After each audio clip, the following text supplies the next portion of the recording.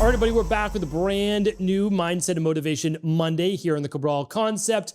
Looking forward to sharing with you the topic of the week, which is motivation is not something you ever find. So many of us go after big goals in our life. At least we visualize them. We write them down. We hope that they'll come true, but we're often a little slow in achieving them. One of the reasons is that we're waiting for the perfect time, the perfect moment. We know that it'll come. We know when we will be ready, and yet that day still hasn't come. Or maybe it's come and it's gone, and then you try to start back up, and it just, the motivation isn't there. What I want to share with you is that something that neuroscience has been teaching us over the past couple decades is this, is that motivation is not usually something that you find. It doesn't usually come to you. What you need to do is go after it. Now, I know easier said than done, but there's actually a specific formula. It's to use this pleasure-based chemical we have in the body called dopamine. But here's the interesting thing. Dopamine is not necessarily the reward chemical that we think it to be. It's the pursuit chemical. It's the ambition and drive chemical. And that gives us so much energy in our life. Here's the interesting thing though. Dopamine doesn't come when you've achieved the thing. We all know whenever we've achieved a goal, we're kind of like, oh, that was great. Or we might celebrate. Maybe we celebrate for a night or maybe even a week. But very rarely do you find yourself celebrating for a year, right? We achieve something and our minds are really hardwired in order to be able to then look for the next thing. That is the dopamine. The dopamine is not the reward at the end. It is the reward of the chase, of the pursuit. And that right there already gives us an inkling as to how we feel this motivation. Because really, what is motivation? Motivation is the energy and want to go after your goals. And we know that the fastest way to achieve that, to the want, right, and doing the things that we know that we need to do, is by increasing dopamine. Okay, and we know dopamine is created by what? Not the reward, but by the pursuit. And we know that as our bodies then begin to pursue, meaning take action, dopamine increases. So now we know the underlying goal is to take action, and we know the underlying root of taking action is to increase dopamine, and we know the underlying fact to get dopamine boosted is to actually just begin. So the interesting thing about achieving our goals and finding motivation is to begin, is to actually start. Not when you feel motivated to, but because you've set a goal for yourself. And so if you set a goal, and you've done what we talk about here on the show every single Monday, is breaking that goal down into chunks. Because remember, as I've said before, losing 100 pounds, that's overwhelming.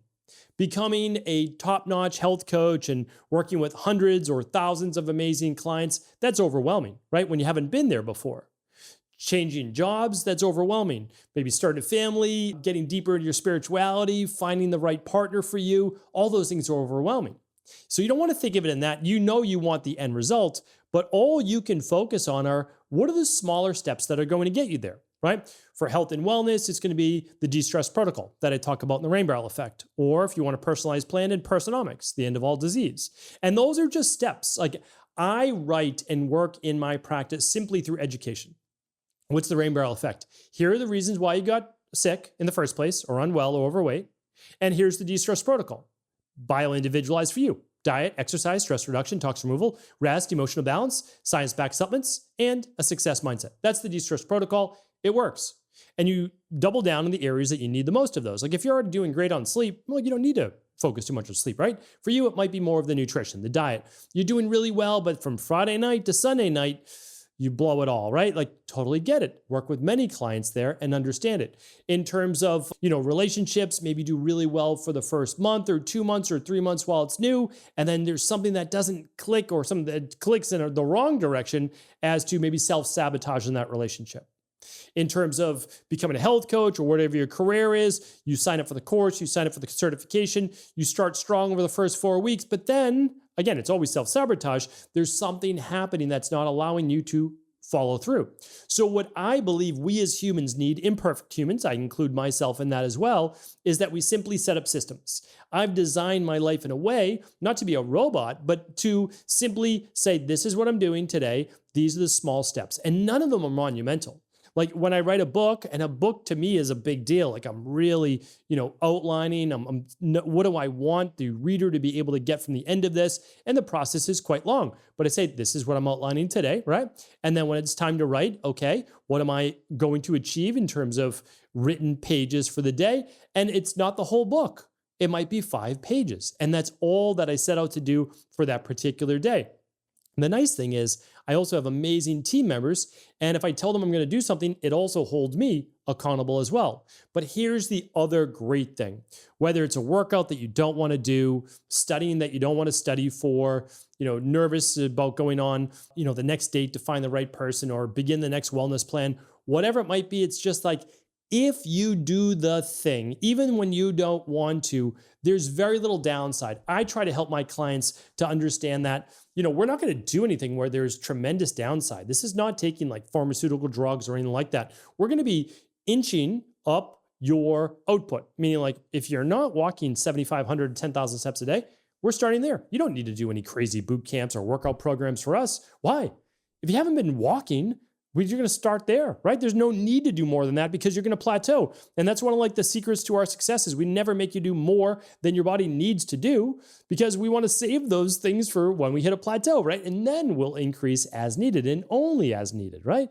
For supplements, we definitely use supplements, but we use the smallest possible dose to get the best possible result. And without a doubt, diet plan, we only need to be as strict as your body needs us to be, right? And so we're dialing these things in.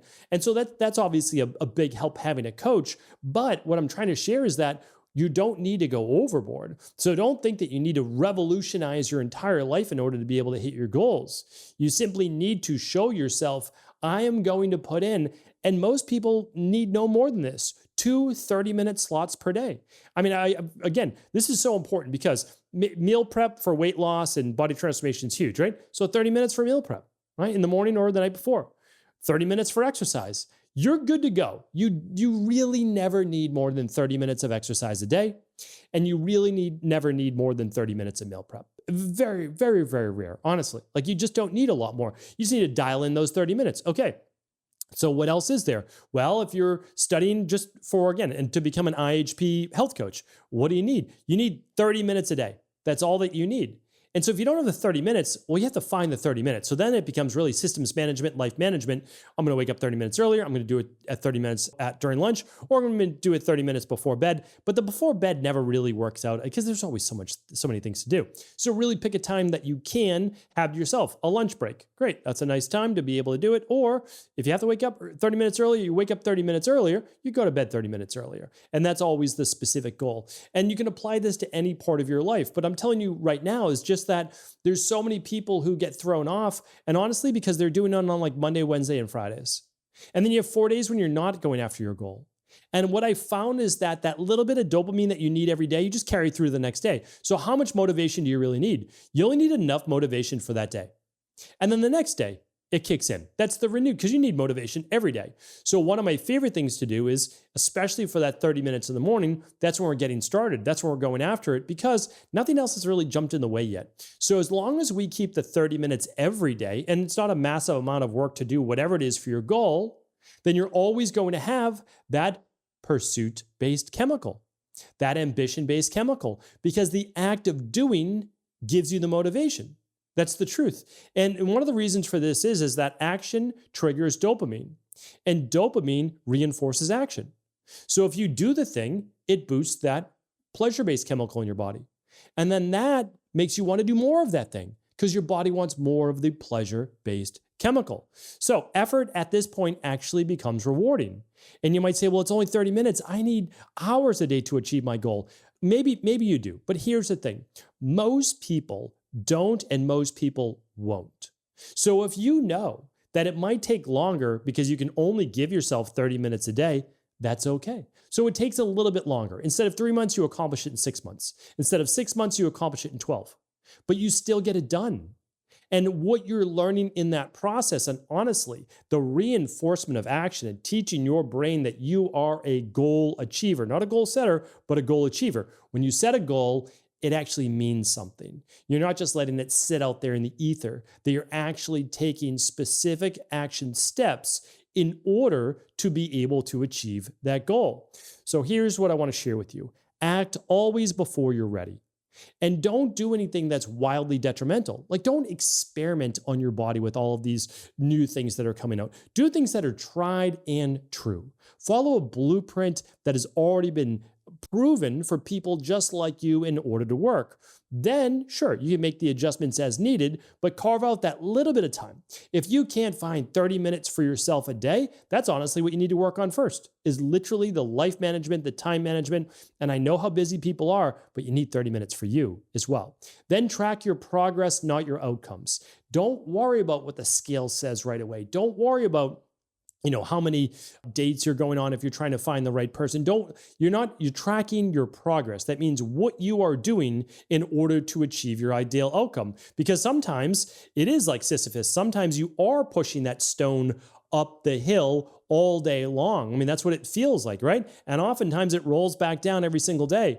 But unlike Sisyphus, eventually you're going to get to the top of that mountain. And then what happens? The stone can roll down on its own because you've created momentum. And that momentum is the motivation, and the motivation is created by the action, which then triggers dopamine.